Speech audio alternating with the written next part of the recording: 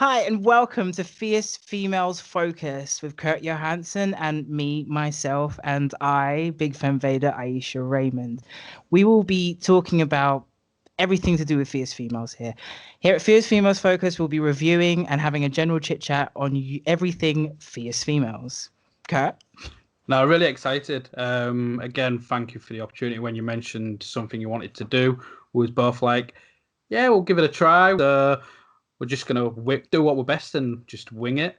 But yeah, we're gonna talk about the fantastic shows that's coming up and bringing you all the Fierce Females news coming forward. And let's kickstart that off. Your fantastic artwork, which I'll pop up on the screen right about here. With the new shows going forward into 2021. Of course, the pandemic's ruined this year for professional wrestling, but 2021 is going to be exciting, especially for Fierce Females. Yeah, I mean, that took me all of 2 hours. I'm a little bit proud of that.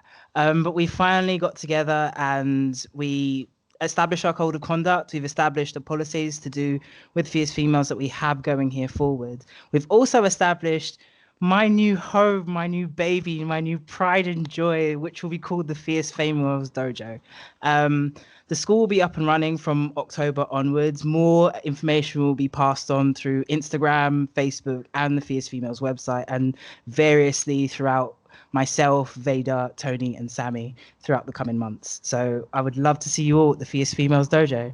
Not only that, he did say my artwork. So if you check out the Fierce Females website and everybody's Twitter, you can see the next coming dates for 2021, starting at February in the grand old classic Grand in Glasgow. We've moved back into the city centre. I'm so happy.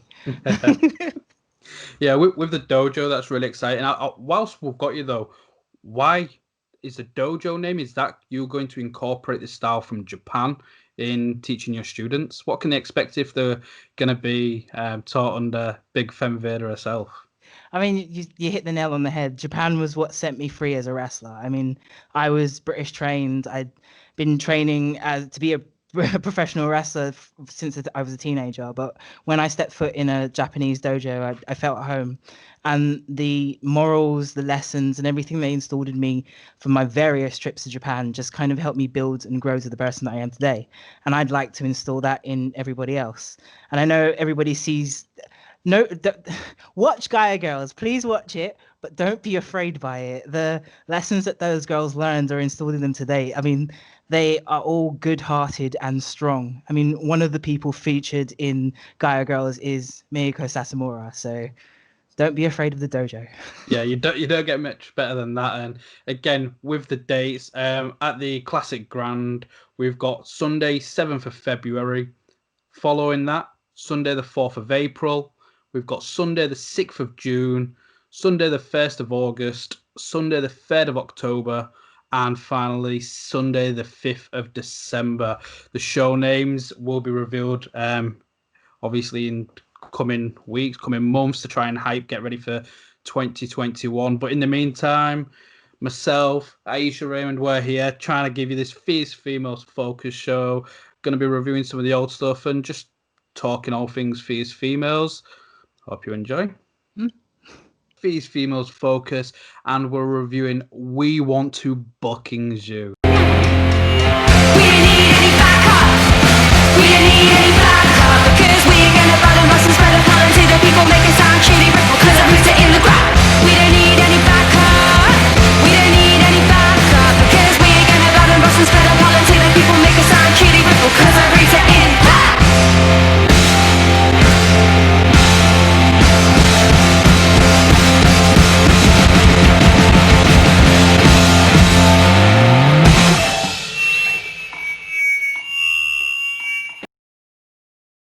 Pretty Little Killers versus Angels of the Night. Pretty Little Killers, of course, Ruby Radley and Ivy making their first appearance as a tag team in Fierce Females. They're working various other promotions around the UK together, but also a debut, the first time these two have been teaming together in Angel Hayes and Rosie Nyte. First off, Ayesha, what was your thoughts on the match going forward? Well, just to see Angels of the Night, I was expecting. Just to see the contrast in the match, I literally saw two massive big bruiser killers versus two almost kind of luchurist, high flyer style baby faces. The contrast was there. It was cool to see. I just want to see these two people smash each other, like literally, especially if they're carrying bats. Yes. Now the bats, that's something that I would like to see them use going forward as well. Like you've got something that can get you the win there. Like spoiler alert, Pretty Little Killers got the win. But after the match, they mentioned like they want to just be knocking them down. I want to actually see you knocking them down. Like you use the weapons there, but again, first time for a tag team with Angels of the Night. Like I thought it was really impressive. They worked really well together. I know Cherry and Leanne on commentary mentioned these two have trained together. They've been friends growing up, and you could see the intricacy for first time out against a team that's again established on the UK scene in Pretty Little Killers. I thought they did a great job, and two people that are coming up in the wrestling scene. Yeah, I mean, Pretty Little Killers were.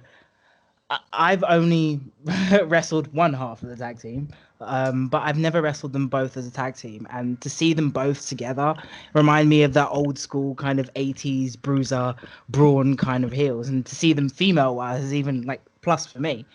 To see the Angels and Light together was it was refreshing in my sense because I spent so much time in Japan. So these sequences, the intricacy of the moves, the actual use of tag team wrestling instead of it just being 4 separate singles matches was brilliant. I liked the way they actually used every essence of tag team wrestling. They used each other as a tag team, which was good.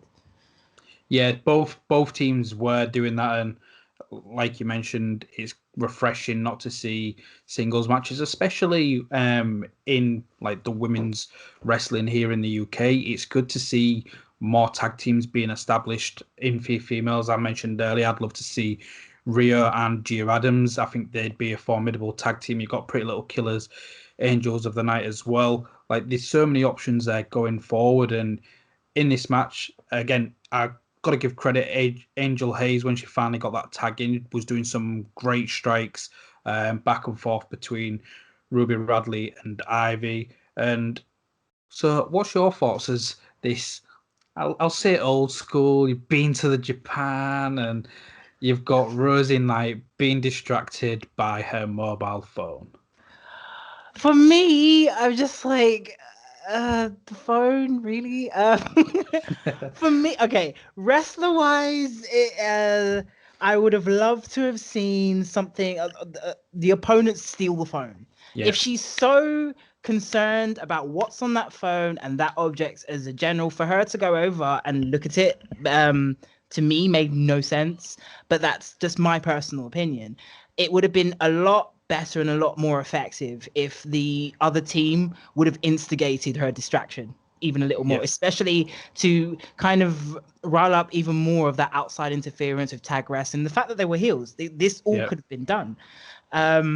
But I personally didn't like the stroll over to my phone to check. I mean, it reflects all the nice millenniums now, millenniums. How they're called because we're all glued to our phones nowadays. But for me as a wrestler, I was just like, no. Now, like you said, millennials is the word that you was looking for, and it does kind of go with that. And again, we mentioned it from part 1 and part 2, something that the fans can't see is the backstage promos. And after this, like part 3 did end. So again, I'm jumping forward, but hey, let's go with it. They do have that where you can tell Angel's very annoyed the fact that she's lost the match because of her phone. And then while she's hurt, again, Rosie's just more concerned with her phone and her friend Hannah Taylor. So yeah, going forward again, Angel said no phones, no distractions. She's going to keep the phone. So it's going to be interesting to see if it's going to be a rematch or if Angels of the Night are going to be against somebody else, what that outcome's going to be like. And it's two teams that I'd be looking forward to seeing more of in these females going forward. Spoilers, I'm booking a phone on a pole match. Phoner. Vince Russo, ladies and gentlemen.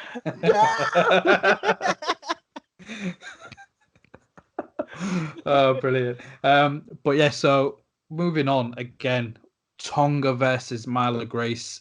This was built up earlier in the show with Taonga. We mentioned it, thinking Myla Grace was there to give her some food, and then mistaking her for her makeup. And like, I'll let you open this one. Like, you're a huge fan of Taonga, and throughout this match, you're smiling away at her work as well. I mean, I love this match because it was two professionals being completely true to who they were. No matter what techniques or what wrestling hold was applied, you saw the character through the work. And that's why I personally loved it. I mean, we're all taught to do moves inside and out. We're all taught to do wrist locks. We're all taught to do head flips and bumps. You can do that. Cool. But you need to find a way to differentiate yourself from everybody else. And I personally feel that both these girls were able to stay true to themselves and true to wrestling. And they entertained me in this match. I loved it personally. I mean, I was at that show, so I was at the balcony watching this. So. Now, me too as well. And again, was pausing during the matches. Really enjoyed this one. And Myla, obviously, she's been in like world hip hop dance competitions, and she's just again that real energetic, bubbly personality. Cherry said she smells like strawberry lip gloss. Was it red lip? Yeah, I was just like, how do you smell like pink lip gloss? Yeah, that's the one. Don't know how that, but again, she's just so bubbly, and you keep that, and it's the facial expressions that during the matches whilst getting hit, you're still seeing that character. And same with Taonga.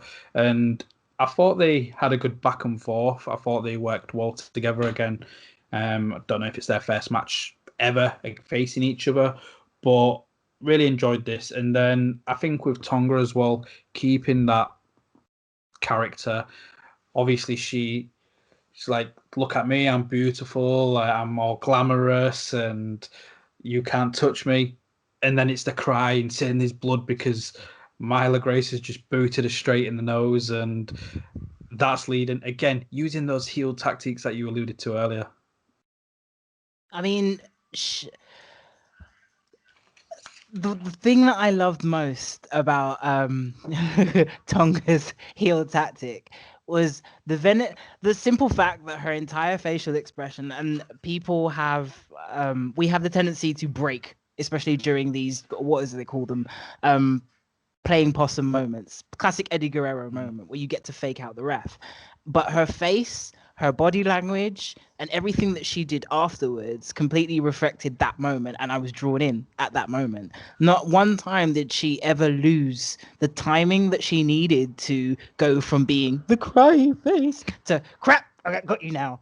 Yeah. The switch was so good that it kept me hooked during that moment. So she completely, like, the Eddie Guerrero playing possum, switching, faking out the referee. Taonga, very good.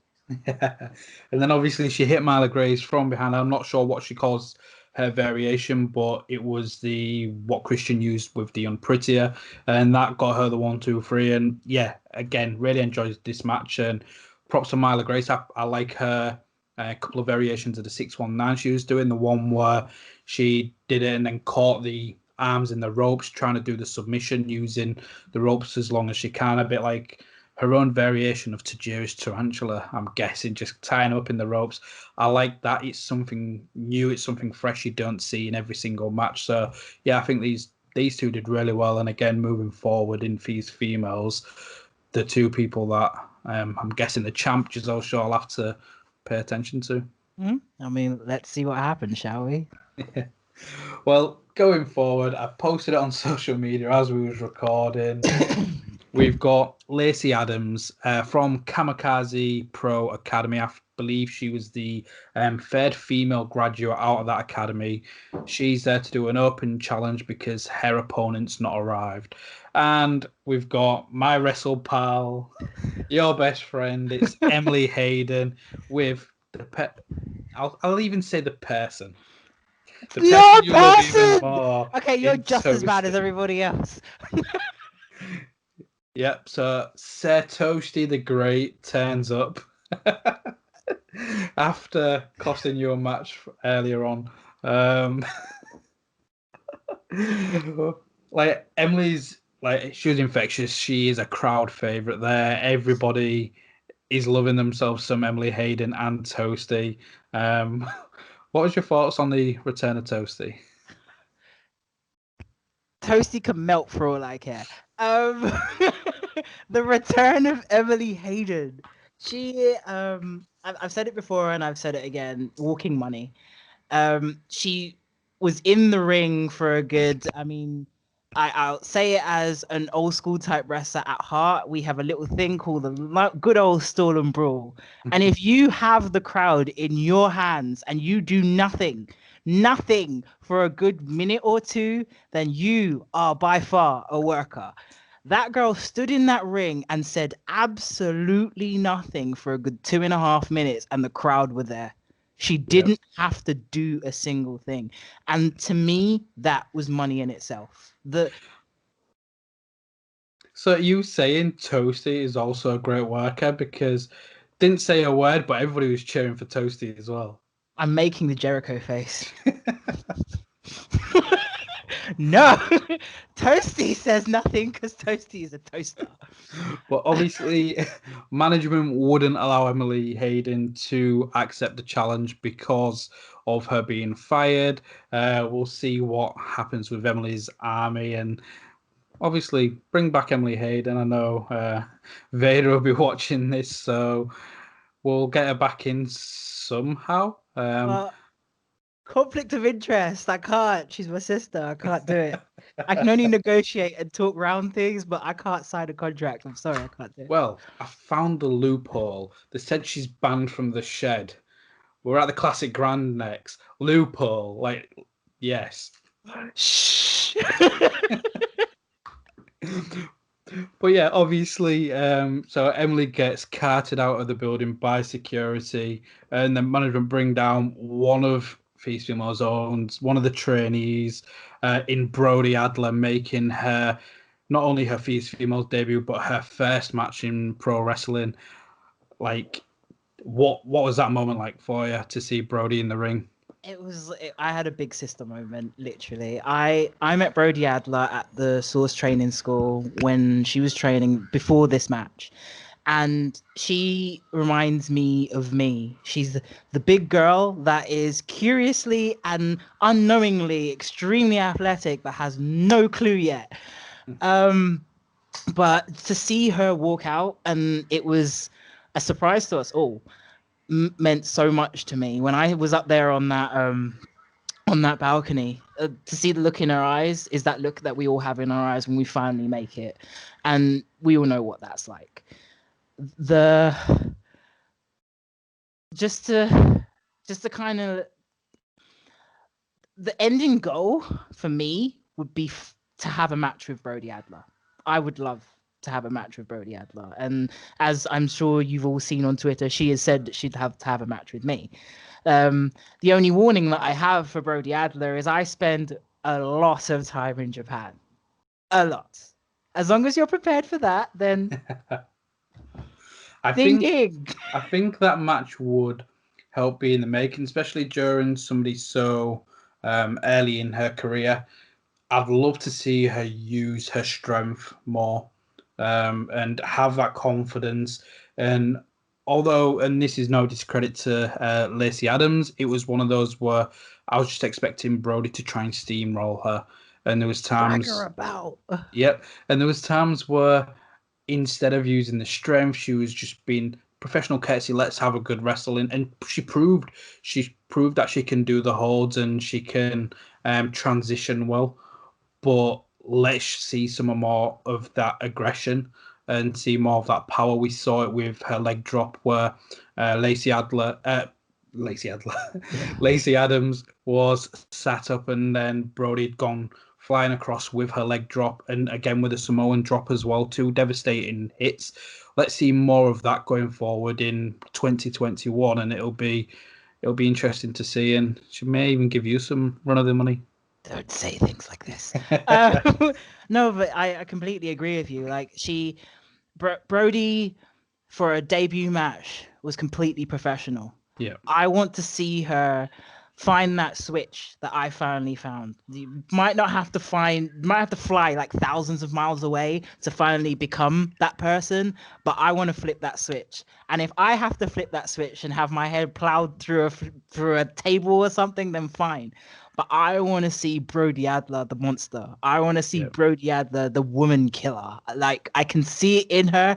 And if my face has to not only take toasters and take other stuff, then fine, I will be the one. But no, again, and Lacey Adams, like, well done as well. Obviously, going up against somebody with that more strength and keeping that at bay, although Brodie was getting on top during the end of the match, it was the running bulldog to get the win, and Lacey Adams on her debut in Feast Females gets a win. So it'll be interesting to see if that contingency of like the Birmingham connection, the Kamikaze Pro connection continues. Obviously, we've got Chantal Jordan, who is in the main event against the champion Gisele Shaw. We saw Lucia Lee earlier in the show that has been wrestling out of Kamikaze as well. So it'll be interesting to see what those three can be doing moving forward. But let's get to it. I think it's time for that main event. The main event.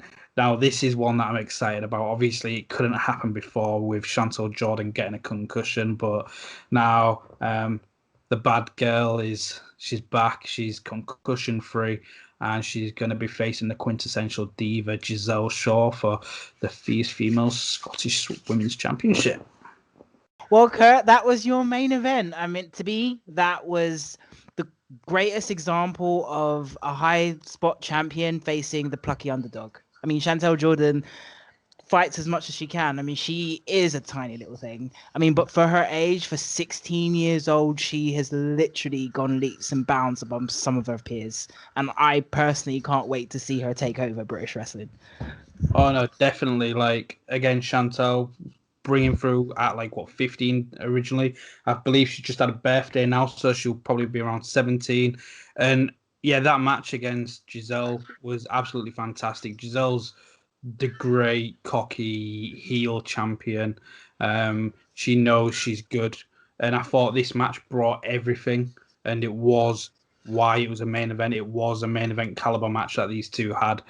You've got the striking blows of everybody knows how good of a striker Chantal is, and great in the ring. And Gisele matched her with a striking game, and then you've got the high flying ability of Gisele, and again the mat based intricacy. So obviously, kicking off, one thing that I highlighted was the spot where they're trying to change into the different pinfalls, and then the two attempted strikes with the kicks.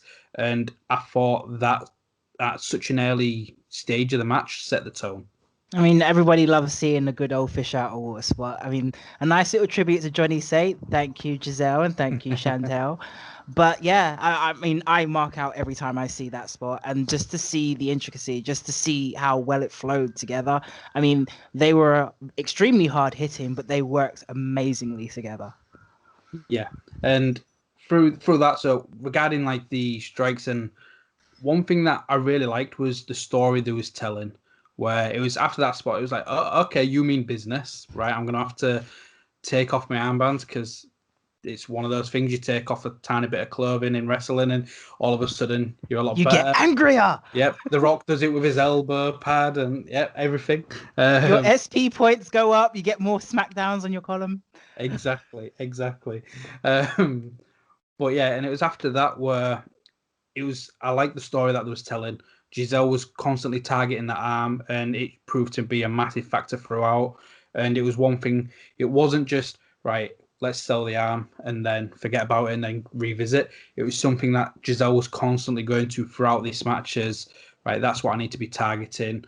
And again, Chantal's fantastic strike. Those knee strikes that she was giving Gisele before the double knee. I believe Shima uses it a lot, where he's doing the double knees, jumping off the rope, Meteora straight onto Gisele, hit perfectly as well. And yeah, it was just these two going back and forth. There's so many spots where you think, right, that's going to be the end. I mean, just to see both of them work. One of the things that I loved, a spot that always blows my mind, and the spot that Chantal did do on Gisele, was the continuous kicks. And it was, you either wait for one of two things. You either wait for the person to duck or you wait for the person to catch the leg. And I didn't care which one happened. But the timing was so perfect. I literally thought she shot her twice. I thought it was a straight kick to the face and then a kick to the back of the head. Yes. Oh no, that was so good. Where it was just a miss on the first, and then it's like, and I'll still catch you with the other foot. Yeah. Absolutely fantastic. And one of the things that key crusher as well. Brutal knee strike, gets her up for the key crusher, almost getting the win. And then it went over to Gisele. We'd seen the spine buster, we'd seen the eat to feet as well. That wasn't working. She started doing some of the brutal strikes of her own and a brutal DDT, which I love seeing that move used, like giving it the respect it needs to. Like, that was brutal.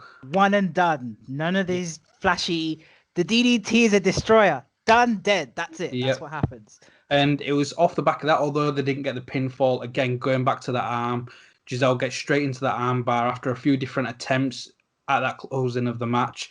And whilst we was watching it, your facial expression when the arm goes back to end it. That is not supposed to bend in that angle, but it's fine. But yeah, so Gisele with the submission win over Chantal, and again, absolutely brilliant match. I'm very excited. Again, 17 years old, the bad girl. She's got so much ahead of her, and Gisele's only been in the UK for what, a year now, I believe it is. Maybe just going on to 2 years, and every time I see it, the progression she's made. There's a reason why she's the champion in a lot of different companies, and here in Fierce Females as the Scottish Women's Champion. It's going to be interesting to see who's going to be stepping up to dethrone her. I know. Let's see what 2021 does. Yeah. So exempting yourself. No, but why? I'm the more important one. How? Right, we're not doing Jeff Jarrett here. We're not doing Jeff Jarrett, or maybe even Cody at this point. But who would you want to see? Like, who do you want to see be challenging Gisele next? You know what? I'm not even going to be biased. I want to see Emily Hayden. This is not me. This is me putting my business hat on and my business brain going, you know what? Let's see if the big loud mouth can stand on top of the peak, on top of the mountain. Let's see if the big loud mouth can carry the company. I want to know. I want to see that big breakout for Emily Hayden. I mean, I'm not saying it because I've been biased. We've seen the character. We've seen Toasty. We've seen the matches. We've seen cups. We've seen I Do matches. I want to see the main eventer, Emily Hayden. Yeah, no, that'd be fantastic. And again, Emily's so over with the fans. Gisele is that it's easy to hate. She's so arrogant towards the fans, and I think that one again would be something really exciting for 2021 if we're again not putting yourself in there to be Mrs. Jeff Jarrett. Well, why? It would be so cool. You want to see it? I want to see it. The match itself would. I should stop being mean and let you have you can book yourself as champion if the powers bees allow you. I'll allow you powers. Yeah, I'll allow you to become Double J. Yay! Wait, no, because it doesn't work. My initials are BFV. How does it work? B. We can't do that. Well, at least we're ending the show the way we started the show, I guess. Like episode 1, ladies and gentlemen, of Females Focus. We're just winging it. We're just seeing how it goes. And again, for those of you that didn't catch it to begin with, Classic Grand is going to be the home of Fierce Females in 2021, and the dates are as followed: Sunday the 7th of February, Sunday the 4th of April, Sunday the 6th of June, Sunday the 1st of August, Sunday the 3rd of October, and Sunday the 5th of December. So make sure, head over to Fierce Females socials, make sure you are registering the interest if you're on Facebook as well, so you're not going to miss any updates. So Ayesha, it's a bid farewell. Have you got anything for the fans? I'm the best. I'm going to be champion. No. during this show, it went live. So the Fierce Female Dojo will also be starting up in coming months. Because of COVID, depending on restrictions, October will be our start month. Everything is on the Fierce Females website for you to see. And all of the girls that will be part of the dojo will be highlighted at Fierce Female shows. It will give you a chance to see the talent that has been around Britain or around Scotland for a very long time that just hasn't had the stage. And we welcome you to our dojo when we open. Where can they find you on social media if they're not following you already? Because I've been really good with this and I've gotten, my head into gear. If you literally just search Big Fem Vader on every social platform, you will get this wonderful face. At Big Fem Vader for everything, and you'll find me. Trust me. Brilliant. And make sure you are following Fierce Females, like I mentioned, and you can follow myself. It's, again, just search Kurt Johansson. I don't think there's many Kurt Johanssons about, but you can also find me on the Kurt Johansson show for all my work that I'm not doing with Fierce Females. So I'm bringing you loads of interviews from people around the world. So I hope you enjoy those. I hope you enjoyed Fierce Females Focus. For episode 2, let us know what you want us to talk about, whether it's going to be reviewing another show, or we saw the pleasure of Ayesha having to review one of her own matches. We could just do an archive of that. Like we could just do a full series of reviewing each and every one of your matches of Ayesha Land, and then we can rebook everything where I just walk out the champion in every single one of those shows. Exactly what everybody wants to see. And on that note, thank you for watching. Until next time. Hey guys.